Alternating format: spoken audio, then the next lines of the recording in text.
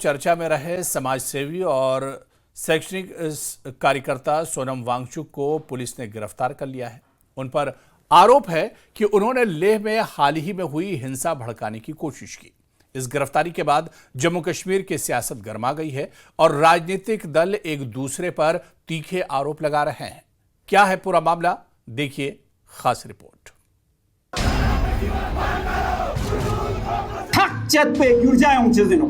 नेपाल ला यौस्ते auto Bangladesh ला यौस्ते auto Sri Lanka यौस्ते auto मिवन से गिरजा क्यों मानते ने।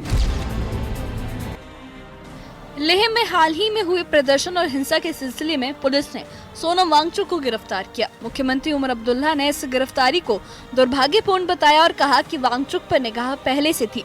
उन्होंने कहा कि कल से लग रहा था कि गिरफ्तारी होगी और केंद्र सरकार वादों से पीछे क्यों हट जाती है।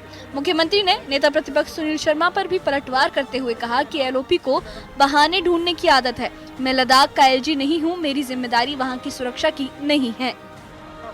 मरकज की हुकूमत कल से उनके पीछे पड़ी हुई थी। शायद ये लग ही रहा था कि इस तरह का वो करेंगे। लेकिन अब उन लोगों के साथ कुछ वादे हुए जिस तरह हमारे साथ हुए। अब समझ में नहीं आता मरकज की हुकूमत की क्या मजबूरी है कि वादे करने के बाद वो उन वादों से मुकर जाते हैं। एलओपी साहब पहले ये समझाएं कि ये नौबत आई क्यों।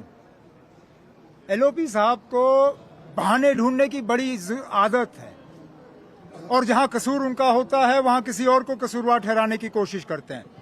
मैं लद्दाख का एलजी नहीं हूं, लद्दाख की सिक्योरिटी मेरी जिम्मेदारी नहीं है। ना मैंने कहीं पे लद्दाख के वायलेंस को जस्टिफाई किया। वो जस्टिफाई करें ना कि लद्दाख के साथ जो वादे किए गए उन पे अमल क्यों नहीं हुआ, जो हमारे साथ वादे किए गए उन पे अमल क्यों नहीं हुआ। आखिरकार क्या मजबूरी है बीजेपी की? क्या इतना ही कसूर है जम्मू कश्मीर के लोगों का कि एलओपी साहब एलओपी हैं, सीएम नहीं है? क्या हमारे स्टेटहुड बनने के लिए या स्टेटहुड हासिल करने के लिए एलओपी साहब को सीएम बनना पड़ेगा? अगर यही है तो बताएं अदालत में कि जब तक हुकूमत नहीं बनती बीजेपी की तब तक जम्मू कश्मीर को स्टेटहुड नहीं मिलेगा। हम तो कम से कम उनको इख्तियार में आने की इजाजत नहीं देंगे। एआईसीसी महासचिव जीए मीर ने सोनम वांगचुक की गिरफ्तारी को अवांछनीय बताया। मीर ने कहा कि वांगचुक शांति प्रिय व्यक्तित्व के हैं और उन्होंने लद्दाख में शांति और कानून व्यवस्था बनाए रखने में अहम योगदान दिया है। उन्होंने कहा कि हालात को ज्यादा बल प्रयोग के बिना नियंत्रित किया जा सकता था और इस घटना को बेहद दुर्भाग्यपूर्ण बताया। मेरे हिसाब से वो भी अनवांटेड है।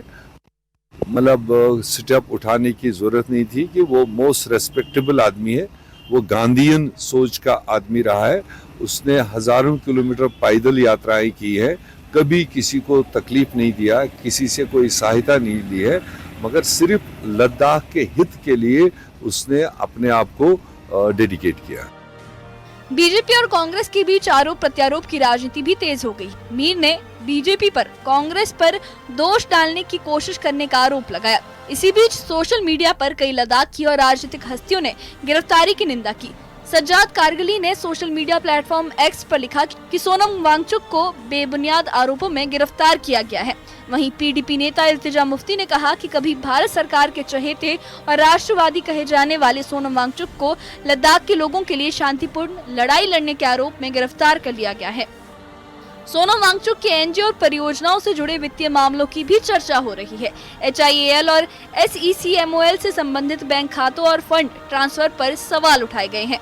इससे उनके सामाजिक राजनीतिक सक्रियता की छवि पर भी बहस छिड़ गई है। इस गिरफ्तारी के बाद लेह में इंटरनेट सेवाएं अस्थायी रूप से बंद कर दी गई। कई नेताओं और सामाजिक कार्यकर्ताओं ने इसके खिलाफ आवाज उठाई है।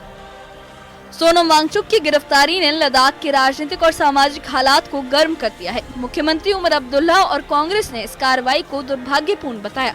वहीं बीजेपी ने हालात के लिए विपक्षी नेताओं को जिम्मेदार ठहराया। इस पूरे मामले की निगाह अब सरकार की जांच और आगे की कार्रवाई पर टिकी हुई है। Bureau report, news 18।